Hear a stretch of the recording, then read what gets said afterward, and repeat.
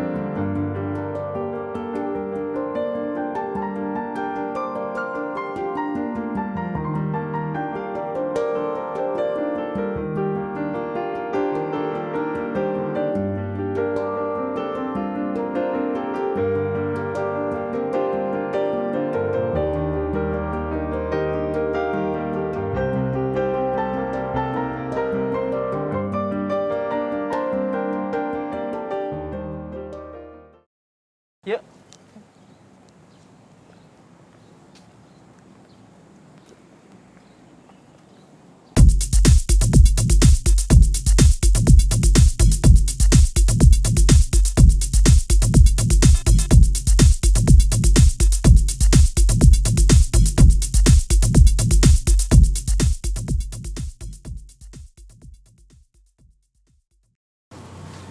Assalamualaikum warahmatullahi wabarakatuh dan selamat pagi pemirsa setia Net TV dimanapun Anda berada. Berjumpa lagi dalam program Bukan Perempuan Biasa.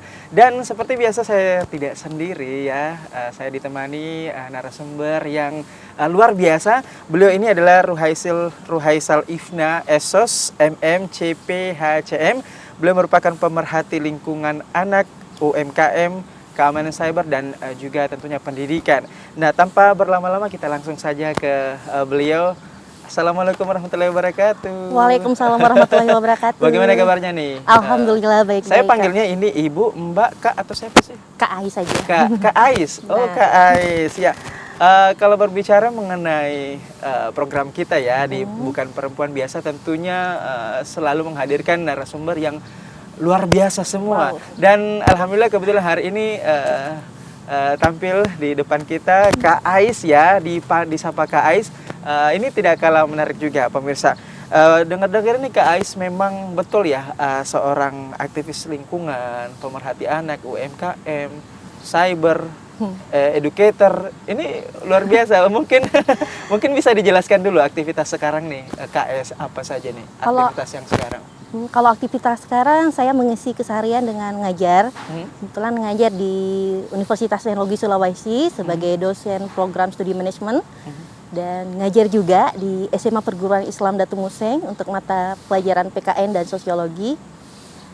Selain ngajar, untuk tenaga dosen sendiri kami ada pengajaran, penelitian, dan pengabdian masyarakat. Dan saya mengisi keseharian dengan berbagai kegiatan kerelawanan.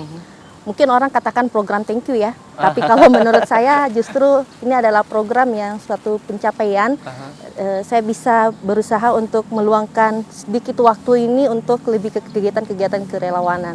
Iya, kalau menurut saya sih ini program ladang amal ya. Iya, berbicara soal pendidikan yang ternyata Kak Ais ini merupakan educator atau pendidik ya, dosen, kemudian guru. Ini dari keduanya ini sudah berjalan berapa lama sih bekerja sebagai dosen dan guru? Kak? Kalau dosen dari 2018, penghujung tahun 2018, dan kalau guru penghujung tahun 2019.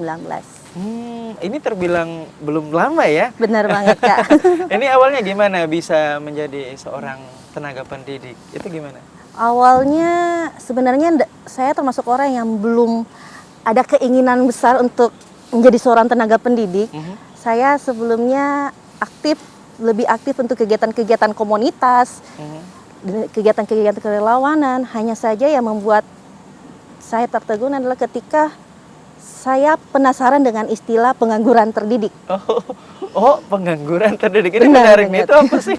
Jadi saya sempat mendengar salah satu lagu dari Iwan Fals tentang sarjana muda pastinya, di mana dia membahas tentang bagaimana sosok sarjana yang sangat sulit untuk mendapatkan ilmu, sangat sulit untuk mendapatkan pekerjaan. Dan di sini saya mikir bahwa ada statement yang mengatakan bahwa perguruan tinggi itu hanya mencetak pengangguran. Dan saya penasaran, kira-kira apakah benar bahwa perguruan tinggi hanya mencetak pengangguran, dan salah satu cara untuk masuk adalah harus terlibat di dalamnya. Dan saya mencoba masuk ke dalam, dan alhamdulillah saya mengajar tentang kewirausahaan. Dan sesuai dengan penelitiannya juga, kemarin sempat mengambil penelitian tentang peran UKM berbasis entrepreneur dalam upaya penanggulangan pengangguran terdidik. Jadi benar-benar saya mencoba masuk ke dalam ranah perguruan tinggi dan melihat kira-kira apa sih yang membuat banyak statement, banyak lulusan-lulusan sarjana yang mungkin belum bisa bekerja. Kalau background pendidikan Kak Ais nih, apakah ternyata linear atau enggak dengan apa yang Kak Ais sekarang lakukan? Itu jauh banget Kak sebenarnya. Mungkin bisa dijelasin ke ya, jadi kalau untuk serata 1 saya ngambil administrasi negara. Sebenarnya enggak jauh-jauh amat ya, serumpun lah. Untuk S1 serata 1 saya ambil administrasi negara, dan serata 2 saya lebih fokus ke manajemen entrepreneur. Dan mengapa sampai saya beralih ke manajemen, itu adalah salah satu pertanyaan yang mengelitik di telinga saya yang selalu mengatakan bahwa perguruan tinggi. Tahan dulu. Wow, oke, sip. Ya, ini pembicaraan akan semakin menarik nih pemirsa. Kita akan kembali usai jeda berikut ini, tetaplah di Bukan Perempuan Biasa hanya di Net TV, TV masa kini.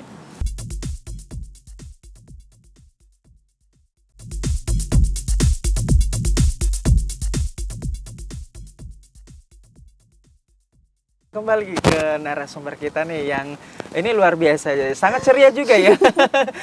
Narasumbernya juga sangat ceria ya. Oke, ketika kita berbicara nih Kak Ais ya, Kak Ais ini kan merupakan seorang pendidik ya. Benar. Ya 11-12 lah, kemiripan. Tapi by the way, selain pendidik ini, setelah saya baca profilnya nih ya, ini Kak Ais juga ternyata terlibat juga dalam organisasi, kemudian ada juga komunitas. Itu bisa disebutkan apa saja sih organisasinya dan komunitasnya ke pemirsa? Nah, ya. Kalau untuk organisasi, saya juga aktif di salah satu komunitas marketplace, termasuk rangernya juga, atau lebih akrabnya dikatakan volunteer dan relawannya. Saya juga founder untuk salah satu komunitas sosial peduli founder. Anak. Oke. Lanjut. Ya, itu Masyarakat Peduli Generasi Bangsa atau MPGB Indonesia.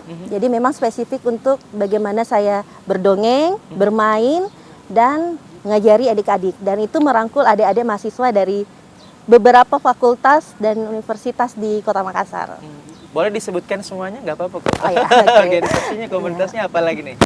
Jadi selain MPGB Indonesia, saya juga aktif untuk kegiatan Waste for Craft.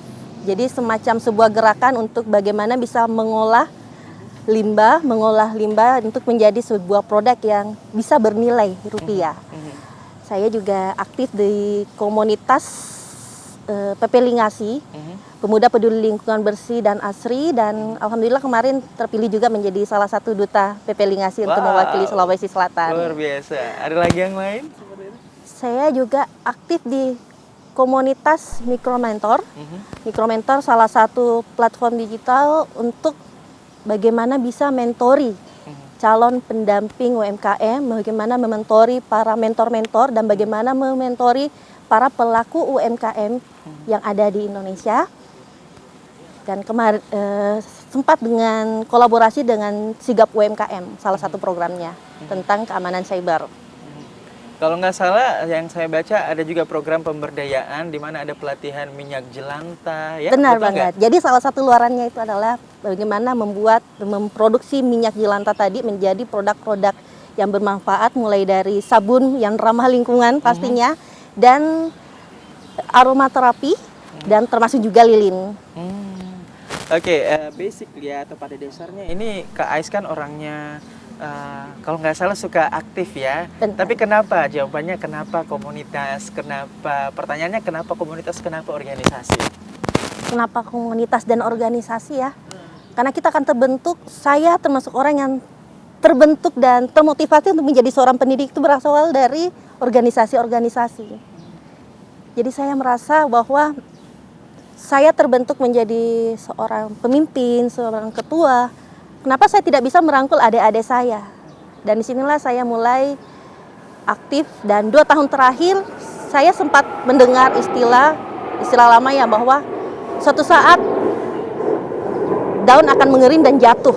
Dan mungkin pada saat ini saya sudah mulai mundur dari beberapa organisasi untuk lebih ke regenerasi pastinya. Menarik sekali kalimatnya pemirsa. Suatu saat daun akan kering dan jatuh. Iya. Oh jadi ada regenerasi seperti itu ya. Jadi ini semacam panggilan hati. Benar ya? banget. Jadi saya memilih ketika daunnya jatuh itu bagaimana tanaman di sekitarnya itu justru lebih subur lagi karena berkat dedaunan yang jatuh tadi. Jadi humus kalau gitu ya.